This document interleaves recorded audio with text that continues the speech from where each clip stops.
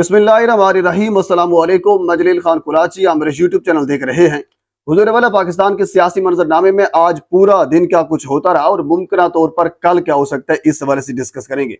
आज की सबसे बड़ी खबर वो इमरान खान की तस्वीर और इमरान खान की लाइव स्ट्रीमिंग में आना थी। हालांकि बड़ा बेसब्री से लोगों को इंतजार था कि इमरान खान तकरीबन 285 दिन के बाद लाइव आएंगे, क्या कहेंगे। जाहिर सी बात है, इमरान खान मुख्तलिफ बयानात देते हैं, कोर्ट रिपोर्टर बाहर आकर बताते हैं, उनके वकील बताते हैं कि इमरान खान का ये मौक़िफ़ है।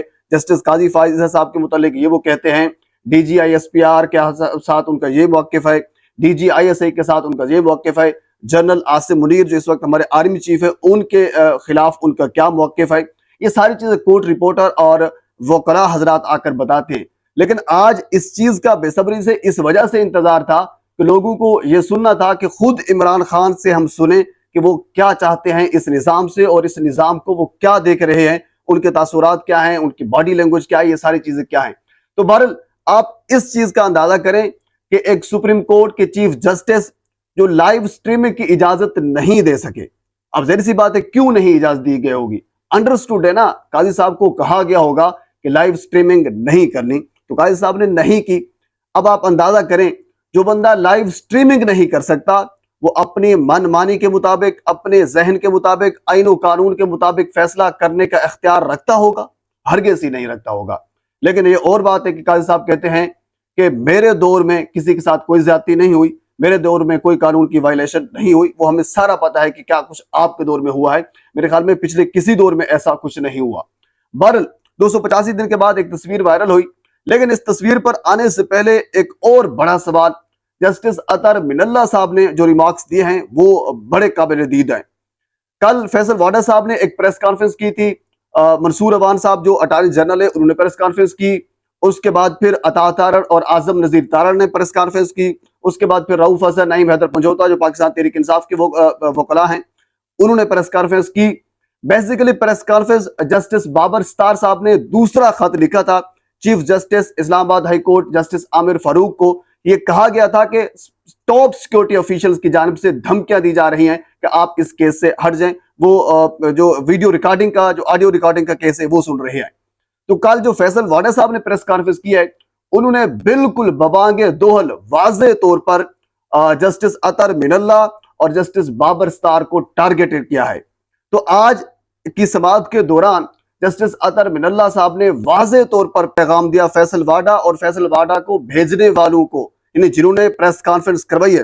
जस्टिस अतर मिनल्ला साहब ने यह कहा है कि हमें कहा जा रहा है कि पगड़ियों को फुटबॉल बना देंगे। जिन्हें बड़े सख्त किस्म के रिमार्क्स दिया। ऐसा कहने वाले दर हकीकत खुद को बेनकाब कर रहे हैं। जस्टिस अतर मिनल्ला, क्या आप अपनी प्रैक्टिस के जरिए हमें धमका रहे हैं? जस्टिस अतर मिनल्ला, ना तो इससे कोई जज मुतासिर होगा और ना हरासा होगा। जस्टिस अतर मिनल्ला यानी फैसल वाडा के कल के रिमार्क्स के ऊपर जस्टिस अतर मिनल्ला ने वाज़े तौर पर बबांगे दोहल उनका जवाब दिया और ये कहा है कि आप अपनी प्रैक्टिस के जरिए हमें धमका रहे हैं। ऐसा हरगिज़ नहीं होगा कि कोई भी जज इससे मुतासिर हो या फिर इससे हरासा हो। लेकिन यहाँ दिलचस्प बात एक ये है कि इस बेंच के जो चीफ, जो इसके सरबराह हैं, जो हमारे चीफ जस्टिस है जस्टिस काजी फाइज साहब, उन्होंने इस हवाले से कोई एक लफ्ज नहीं बोला कि हमारे जजेस के खिलाफ एक प्रेस कॉन्फ्रेंस की गई है जिसमें जजेस को हरासा या फिर धमकाया जा रहा है। हराम हो जो एक लफ्ज जस्टिस काजी फाइज ईसा साहब ने बोला हो।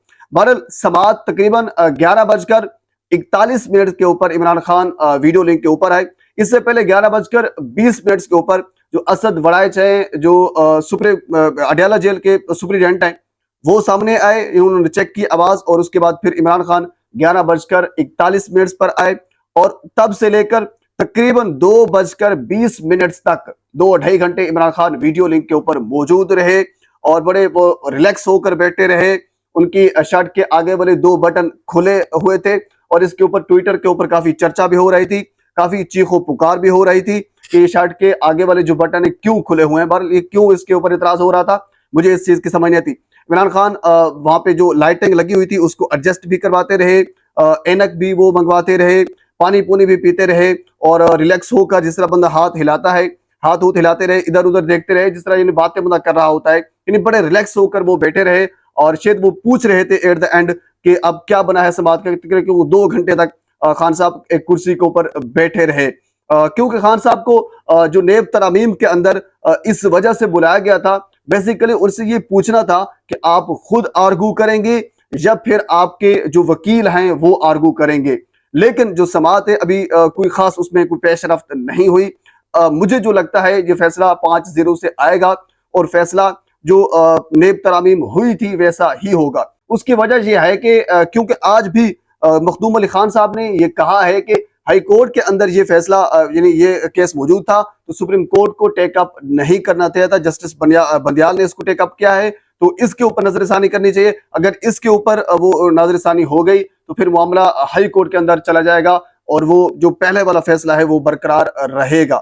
بہرحال کوئی خاصی پیش رفت تو نہیں ہوئی، لیکن تصویر وائرل ہوئی۔ جو ہی تصویر وائرل ہوئی، حالانکہ یہ بڑا پلان تھا کہ بالکل خان صاحب کی تصویر وائرل نہیں ہونے چاہیے تھی۔ ایون کہ ثاقب بشیر صاحب کے مطابق انہوں نے جو گھڑیاں پہنی ہوئی تھی مختلف رپورٹرز اور باقی حضرات نے ان سے وہ چیک کی گئی کیا ان کے اندر کوئی کیمرے یا کوئی اس قسم کی ڈیوائسز موجود تو نہیں ہیں۔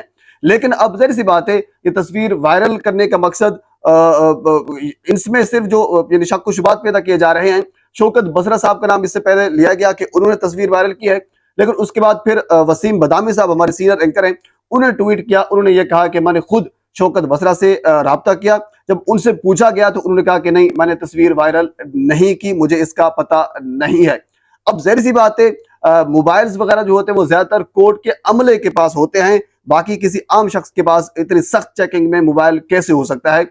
اس کے اوپر خاصی تفتیش پائی جا رہی ہے، تحقیق کا کیا جا رہا ہے، اور ایون کہ جب یہ تصویر وائرل ہوئی تو فوراً جو ایک بڑی سکرین کے اوپر عمران خان کی تصویر نظر آ رہی تھی جہاں وہ بیٹھے ہوئے تھے تو فوراً اس کو چھوٹا کر دیا گیا تاکہ اگر کوئی تصویر بناتا بھی ہے تو وہ باہر نہ آ سکے، لیکن اس کے باوجود بھی 2-3 تصویریں اور بھی وائرل ہوئی۔ بہرحال یہ صورتحال ہے آج کی سیاسی منظر نامے میں۔ عمران خان کی صرف ایک تصویر جو ہے وہ وائرل ہوئی جس کو انٹرنیشنل میڈیا، پاکستان کا ڈیجیٹل اور سوشل میڈیا اس کو مکمل طور پر کور کیا، یعنی ہر ایک بندے تک وہ تصویر پہنچ گئی۔